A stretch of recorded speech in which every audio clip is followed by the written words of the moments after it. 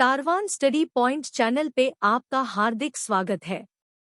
Channel पे आप नए हैं तो चैनल को लाइक व सब्सक्राइब जरूर करें। आज हमारा टॉपिक राजनीति विज्ञान विषय से है, मंत्रिपरिषद और मंत्रिमंडल में क्या अंतर होता है। तो चलिए आज का महत्वपूर्ण टॉपिक शुरू करते हैं। ये आपके विभिन्न प्रतियोगी परीक्षाओं में उपयोगी होगा। मंत्रिपरिषद और मंत्रिमंडल क्या है व मंत्रिपरिषद और मंत्रिमंडल में क्या अंतर है। मंत्रिपरिषद और मंत्रिमंडल में अंतर। मंत्रिपरिषद तथा मंत्रिमंडल यह दोनों शब्द अक्सर एक दूसरे के लिए प्रयोग किए जाते हैं, लेकिन इनमें अंतर होता है। जैसा कि हमें मालूम है कि भारत में संसदीय शासन प्रणाली है। संसदीय शासन प्रणाली में वास्तविक और नाममात्र कार्यपालिका में अंतर होता है। वास्तविक कार्यपालिका में प्रधानमंत्री और उसके नेतृत्व में मंत्रिपरिषद, जबकि नाममात्र की कार्यपालिका में राष्ट्रपति को शामिल किया जाता है।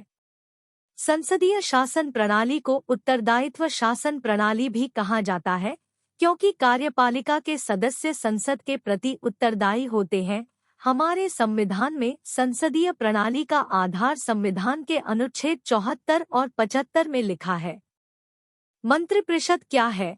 संविधान के अनुच्छेद 74 में केंद्रीय मंत्रिपरिषद के गठन के बारे में उल्लेख है, जबकि अनुच्छेद 75 में मंत्रियों की नियुक्ति, उनके कार्यकाल, जिम्मेदारी, शपथ, योग्यता और मंत्रियों के वेतन व भत्ते से संबंधित जिक्र है। मंत्रिपरिषद का गठन राष्ट्रपति की मदद करने व सलाह देने के लिए किया गया है तथा राष्ट्रपति मंत्रिपरिषद की सिफारिशों के आधार पर कार्य करेगा व राष्ट्रपति को मंत्रिपरिषद द्वारा दिए गए सलाह को भारत की किसी भी अदालत में चुनौती नहीं दी जा सकती है। मंत्रिमंडल क्या है? इसे अंग्रेजी में कैबिनेट कहते हैं। यह केंद्र सरकार की सर्वोच्च कार्यकारी संस्था है और यह हमारी राजनीतिक प्रशासनिक व्यवस्था में निर्णय लेने वाली सर्वोच्च संस्था है। यह केंद्र सरकार का वित्तीय नीतियां बनाने के लिए मुख्य अंग होता है। यह राष्ट्रपति की सलाहकारी संस्था है तथा मंत्रिमंडल का परामर्श राष्ट्रपति के लिए बाध्यकारी है।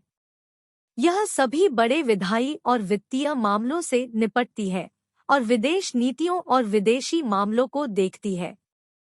मंत्रिपरिषद और मंत्रिमंडल में अंतर।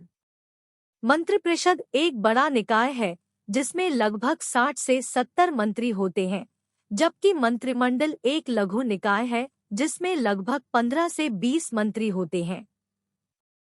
मंत्रिपरिषद में 3 प्रकार के मंत्री होते हैं: कैबिनेट मंत्री, राज्य मंत्री व उपमंत्री, जबकि मंत्रिमंडल में केवल कैबिनेट मंत्री शामिल होते हैं, अतः यह मंत्रिपरिषद का एक भाग है। मंत्रिपरिषद सरकारी कार्यों हेतु एक साथ बैठक नहीं करती है, इसका कोई सामूहिक कार्य नहीं है, जबकि मंत्रिमंडल एक निकाय की तरह है। यह सामान्यतः हफ्ते में एक बार बैठक करती है और सरकारी कार्यों के संबंध में निर्णय करती है। इसके कार्यकलाप सामूहिक होते हैं। मंत्रिपरिषद को कागज के रूप में सभी शक्तियां प्राप्त होती है, जबकि मंत्रिमंडल वास्तविक रूप से मंत्रिपरिषद की शक्तियों का प्रयोग करती है, उसके लिए कार्य करती है।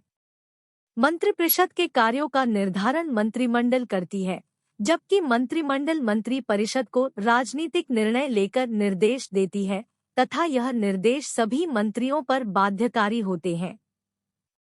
मंत्रिपरिषद मंत्रिमंडल के निर्णय को लागू करती है, जबकि मंत्रिमंडल मंत्रिपरिषद द्वारा अपने निर्णयों के अनुपालन की देखरेख करती है।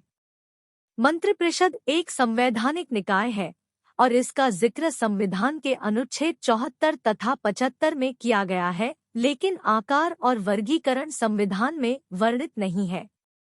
इसके आकार का निर्धारण प्रधानमंत्री समय और परिस्थितियों को ध्यान में रखकर करता है, जबकि मंत्रिमंडल को संविधान के अनुच्छेद 352 में 1974 के 44वें संविधान संशोधन अधिनियम द्वारा शामिल किया गया था, इसलिए मंत्रिमंडल संविधान के मूल स्वरूप में शामिल नहीं थी। इसकी व्याख्या अनुच्छेद 352 में की गई है। अनुच्छेद 352 प्रधानमंत्री व अन्य कैबिनेट मंत्रियों की परिषद, जिन्हें अनुच्छेद 75 के तहत में किया जाता है, उसकी व्याख्या की गई है। मंत्रिपरिषद सामूहिक रूप से संसद के निचले सदन लोकसभा के प्रति उत्तरदायी होती है, जबकि मंत्रिमंडल संसद के निचले सदन लोकसभा के प्रति मंत्रिपरिषद की सामूहिक जिम्मेदारी को लागू करती है। Thanks for watching. Please like and subscribe.